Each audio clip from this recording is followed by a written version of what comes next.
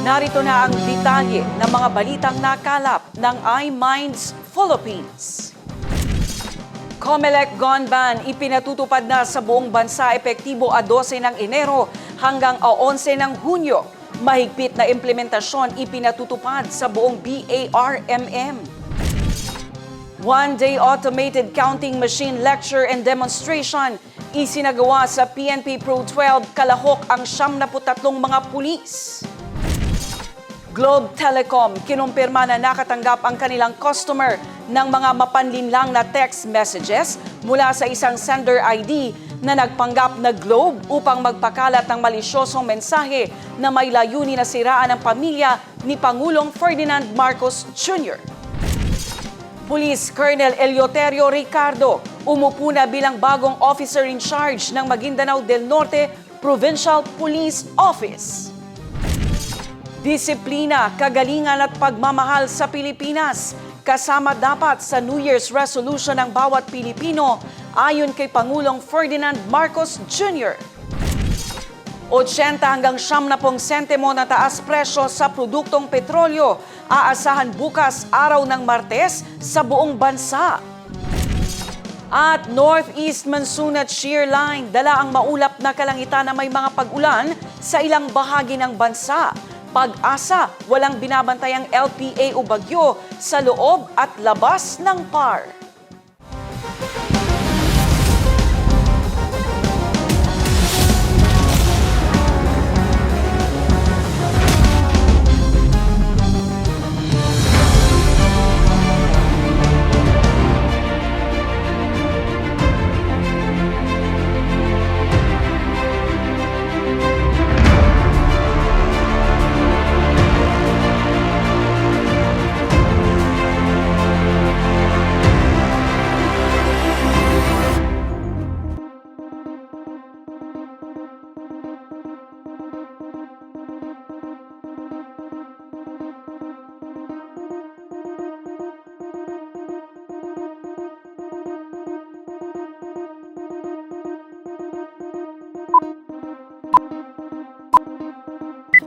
Hindi naman pwede na we just decommission na wala naman.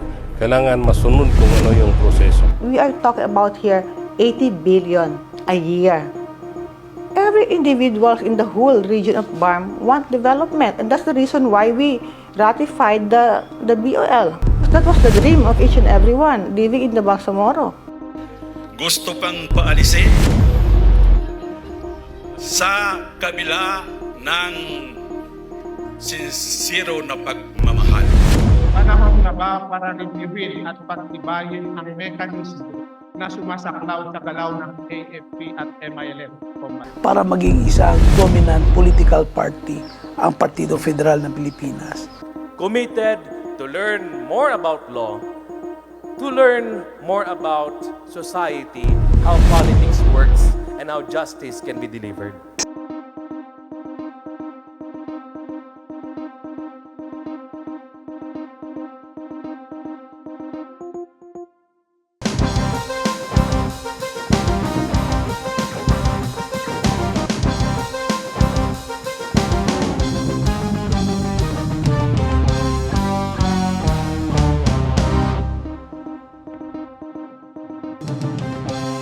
Assalamualaikum, Mapya Magabi sa Lacano, Langon. Magandang gabi.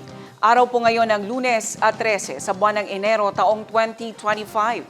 Ako si Lirio Bompat at narito na ang detalye ng mga balitang nakalap ng iMinds Philippines.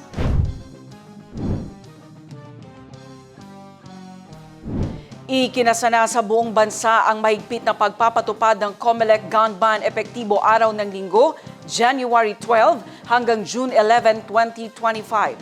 Sa BARMM, pinaigting ang pagpapatupad sa kautusan sa buong rehiyon.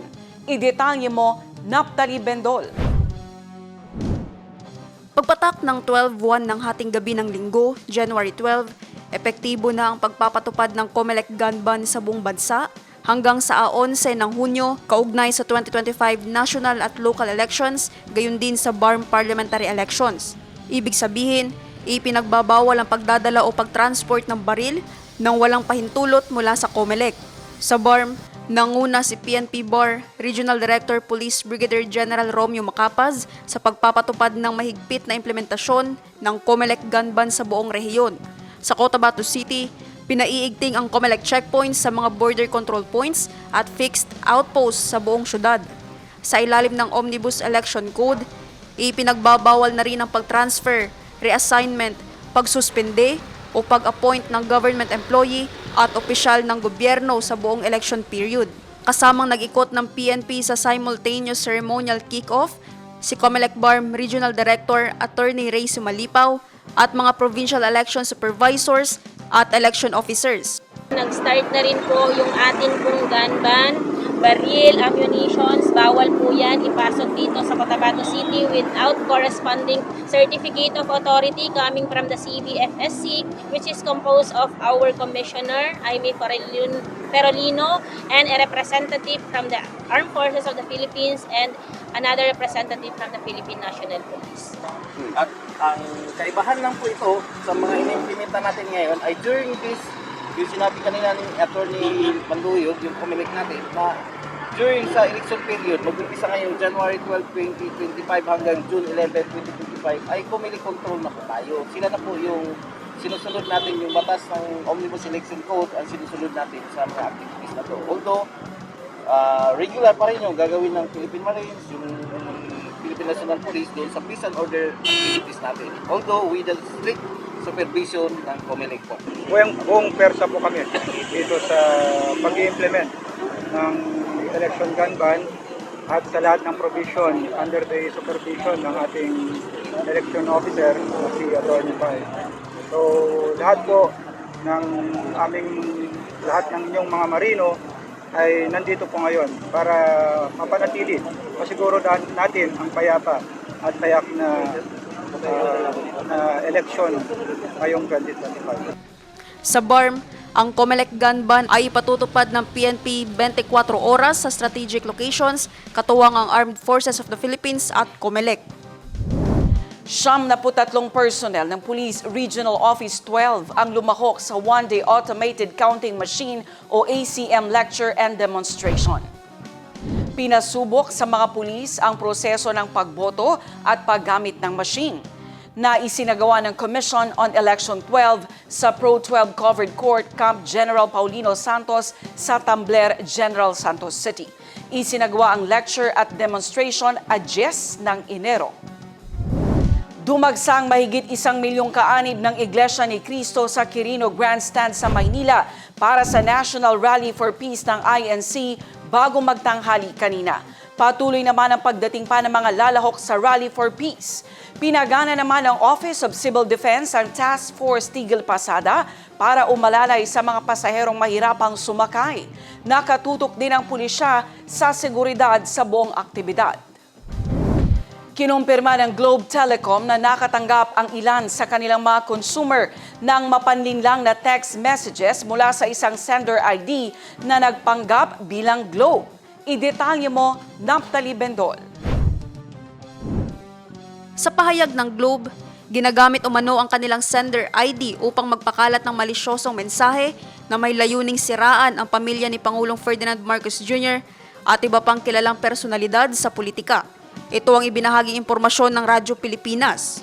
Nanghihikayat din umano ang mga mensahe sa mga recipients na i-click ang mga kahina-hinalang link upang makuha ang umano'y reward points, isang taktika ng SMS spoofing. Paliwanag ng Globe, gumagamit ang mga scammers ng mga pekeng cell tower upang makapagpadala ng mga hindi otorisadong mensahe sa mga users nito, dagdag pa sa report. Sinabi naman ng Globe na kasalukuyan nilang iniimbestigahan ang insidente at nakikipagtulungan sa mga otoridad upang maiwasan ang muling paglitaw ng mga ito. Pinayuhan din nila ang kanilang mga subscriber na mag-ingat at huwag makipag-ugnayan sa mga kahina-hinalang mensahe o link. May bago na namang officer in charge ng Provincial Police Office ng Maguindanao del Norte. Opisyal nang gumanap sa kanyang katungkulan bilang OIC, si Police Colonel Eleuterio Ricardo Jr. Ang pagupo sa pwesto ni Police Colonel Ricardo ay isinagawa alas 10:30 ng umaga a 11 ng Enero.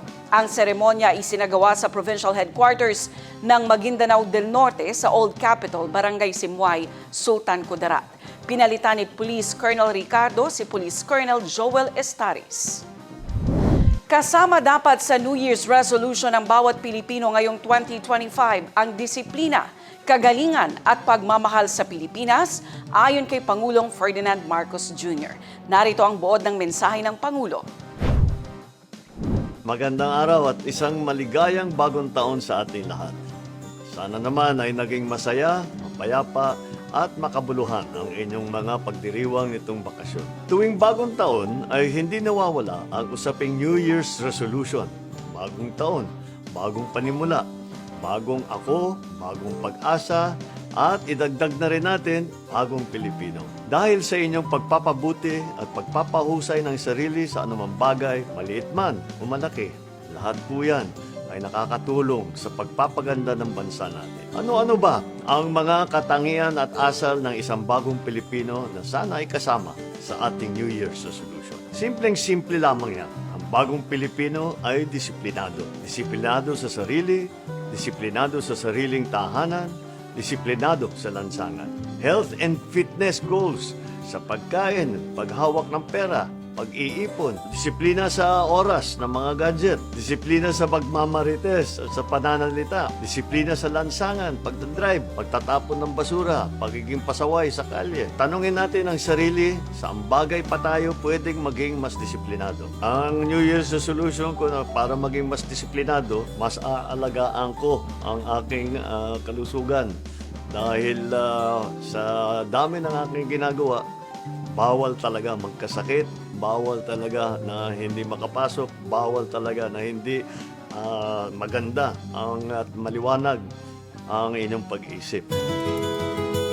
Pangalawa, bagong Pilipino ay pinapahalagaan ang kultura ng kahusayan at kagalingan, ang ating culture of excellence na tinatawag. Gagalingan ko pa ngayong taon at lalong susuportahan ko din ang mga magagaling at nagpupursige. Kikilalanin natin at ipapakilala ang mga mahusay na Pilipino sa buong mundo. Magaling tayo, kaya dapat ilagay na natin sa ating pag-iisip na ngayon, hindi na pwede ang pwede na.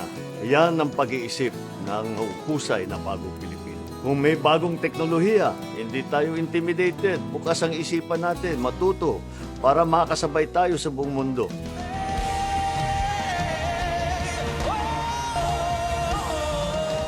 Nakita naman natin, meron na naman tayong champion na si Sofronio Vasquez. Ngayon lang nakilala, napakagaling talaga.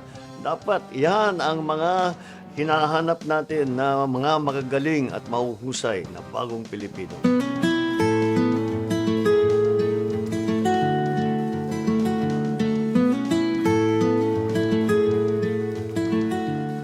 At pangatlo, ang bagong Pilipino ay mapagmahal sa bayan. There is a renewed sense of patriotism. Dapat sa ating mga New Year's resolution, lagi nating kasama ang pagmamahal sa ating minamahal na Pilipinas. What are the many ways that we can show to express our patriotism? Napakarami. Huwag na siguro tayong lumayo. Hindi naman kailangan national level. Paano tayo makakatulong sa ating lokal na komunidad, sa ating syudad, sa ating barangay, sa ating tahanan? What can we do to shape the community? Help our schools, build a playground, kahit na maliliit lang na bagay. Yung mga maliliit na bagay, napakalaking bagay yan pag pinagsama-sama mo lahat ng Pilipino na pare-pareho ang asal tungkol dyan sa ating pagmamahal sa Pilipinas. Ang pagmamahal sa bayan ay pwede rin ipakita sa mga ginagampanan nating tungkulin, paghusayan ang trabaho. Mas malalim ang kahulugan ng disiplina at pagiging mahusay kung ito ay nakaangkla sa pagmamahal sa Pilipinas. Kasabay ng lahat ng mga proyekto at programa ng pamahalaan ay kailangan natin ang kooperasyon ng bawat mamamayan. Mga bagong pag-iisip at pag-uugali na dapat ay taglay ng Pilipino humaharap sa mga makabagong hamon ng panahon. Ang bagong Pilipino ay disiplinado, mahusay, at higit sa lahat, mapagmahal sa bayan, mapagmahal sa kapwa Pilipino. Ito sana ang mga katangiang isa sa buhay natin ngayong bagong taon. Dahil walang bagong Pilipinas kung walang bagong Pilipino. Asahan na magpapatupad ng oil price increase bukas, araw ng Martes, ang mga kumpanya ng langis. 80 sentimo ang inaasahang aumento sa kada litro ng gasolina, 70 sentimo sa diesel at 80 sentimo sa kerosene. Asahan ang maulap na kalangitan na may mga pag-ulan sa ilang bahagi ng bansa, dulot pa rin ang northeast monsoon at shear line. Sa nalalabing bahagi ng bansa, asahan ang isolated rain showers at thunderstorms. Walang binabantay ang LPA o bagyo ang pag-asa sa loob at labas ng PAR. Alamin natin ang ulat panahon mula sa ating iWeather Center. Sa weather bulletin mula sa Pag-asa, makikita sa ating iWeather Center, magdadala pa rin ng maulap na kalangitan na may mahihinang pag-ulan ang northeast monsoon na nakakaapekto sa Cagayan Valley Region, Cordillera, Aurora, sa bahagi ng Bulacan at nalalabing bahagi ng Calabarzon. Dala rin ng shear line ang maulap na kalangitan at pag-ulan na nakakaapekto sa Bicol Region, Eastern Visayas, Mimaropa at lalawigan ng Quezon. Para naman sa nalalabing bahagi ng bansa, asahan ng isolated rain showers at thunderstorms. Sa kasalukuyan, walang binabantay ang LPA o bagyo ang pag-asa sa loob at labas ng Philippine Area of Responsibility. At para naman sa magiging lagay ng ating panahon bukas, sa Cotabato City, maglalaro ang agwat ng temperatura sa 24 to 32 degrees Celsius at nasa 70% ang chance of rain. Sa Maguindanao, papalo ang agwat ng temperatura sa 23 to 31 degrees Celsius at nasa 60% ang chance ng pag-ulan. Sa Cotabato Province, maglalaro sa 24 to 32 degrees Celsius ang agwat ng temperatura at 50% ang chance ng ulan. 25 to 31 degrees Celsius naman ang magiging agwat ng temperatura sa Davao City bukas at 60% ang chance of rain. Sa Cagayan de Oro City, papalo sa 24 to 31 degrees Celsius ang agwat ng temperatura at 50% ang chance ng pag-ulan. 24 to 32 degrees Celsius naman ang magiging agwat ng temperatura sa Zamboanga City bukas at 60% ang chance ng ulan. Ang Lanao del Norte, papalo bukas sa 22 to 31 degrees Celsius ang agwat ng temperatura at 70% ang chance ng pag-ulan. Habang sa Lanao del Sur naman ay makakaranas ng 18 to 26 degrees Celsius ang agwat ng temperatura at 30% ang chance of rain. Ang araw ay sumikat kaninang 6:25 ng umaga at lumubog ng 5:45 ng gabi. At yan ang latest mula sa ating iWeather Center. At yan ang detalye ng mga balitang nakalap ng iMinds Philippines ngayong araw ng Lunes at 13 sa buwan ng Enero taong 2025. Muling balikan mga ibinahagi naming balita sa aming FB pages, iMinds Philippines at Detalye. Gayon din sa aming YouTube channel, iMinds Philippines. Bisitahin din ang aming website sa www.imindsphilippines.com. Mapapanood nyo rin ang aming balita sa aming TikTok, Twitter at Instagram accounts. Hanggang bukas, ako si Lirio Bompat na nagsasabing bawat araw, bagong kaganapan, bagong impormasyon, bagong kaalaman. Ano man ang hamon na ating kaharapin, manatili po tayong matatag at masaya, kapit lang sa Kanya. Magbalik tanaw po tayo sa kasaysayan dahil bahagi po ito ng ating kahapon, kasalukuyan at hinaharap. Kaya makinig, magtanong at magbasa dahil iba na ang may alam. Ako si Lirio Bompat. Maraming salamat. Magandang gabi.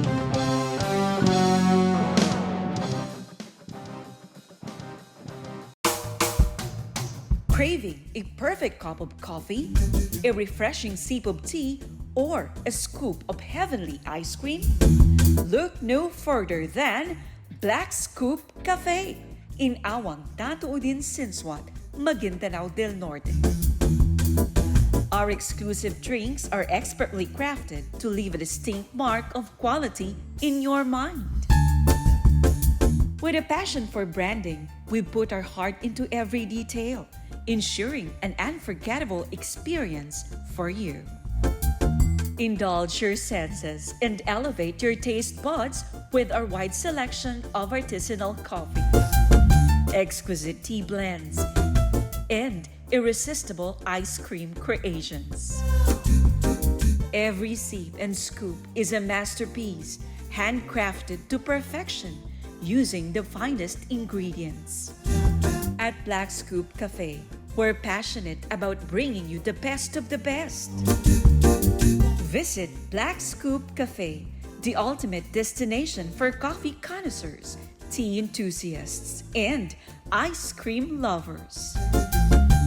Find us in Awang Tatuodin Sinswat, Maguindanao del Norte. and experience the joy of exceptional flavors that will leave you craving for more.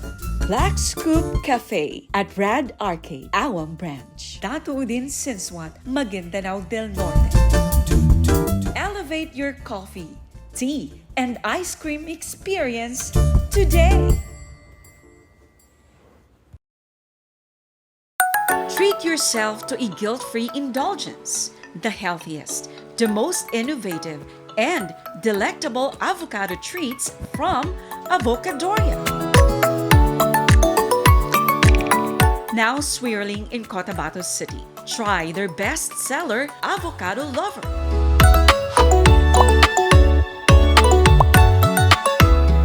If you want to shake the heat off, try their Avocado Dark Chocolate Shake, Avocado Coconut Keto Milkshake, and Avocado Barley Shake.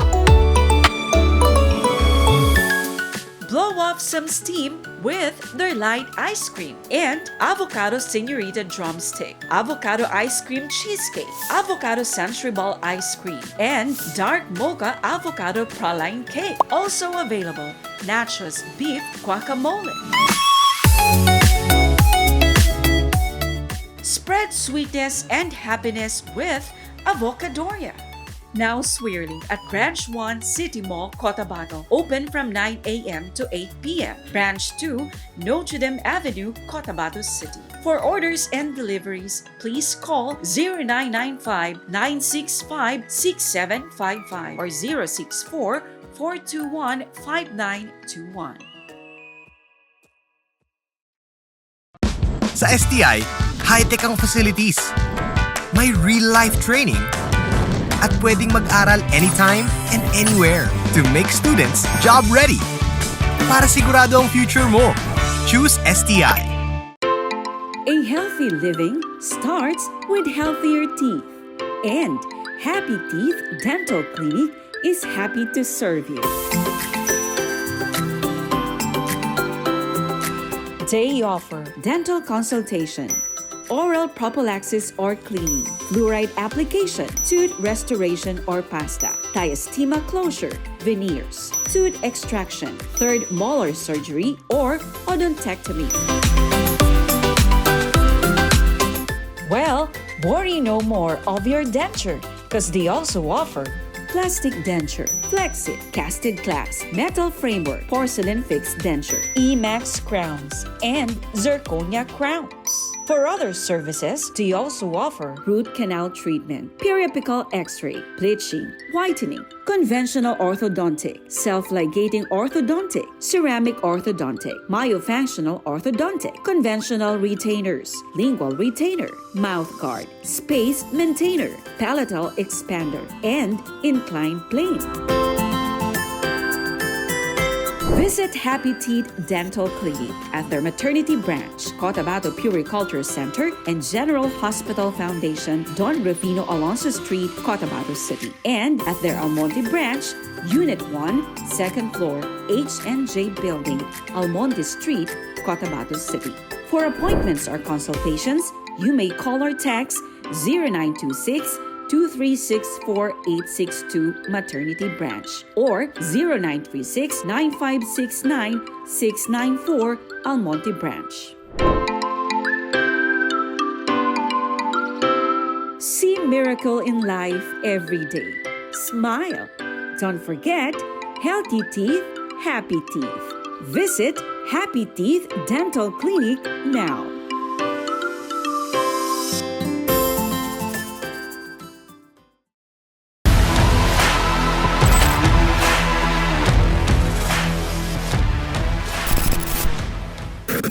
Naghahanap ba kayo ng abot kaya at sulit na car service center? Well, finding no more dahil sagot kayo ng Elite Auto Hub. Elite Auto Hub offers the following services: car wash and motor wash, buffing, waxing, auto detailing, steam cleaning, asphalt removal, collision repair, automotive insurance claims. Habang nag-aantay naman kayo, pwedeng mag-relax sa kanilang Beecaf Coffee Shop. Enjoy their hot drinks, iced coffee, at iba pang mga inumin. At kung medyo feeling hungry, they also serve all-day breakfast meal, rice bowls at appetizers. Elite Auto Hub, located at Doña Teresa Street, Poblacion 4, Cotabato City, open from 8 a.m. to 6 p.m.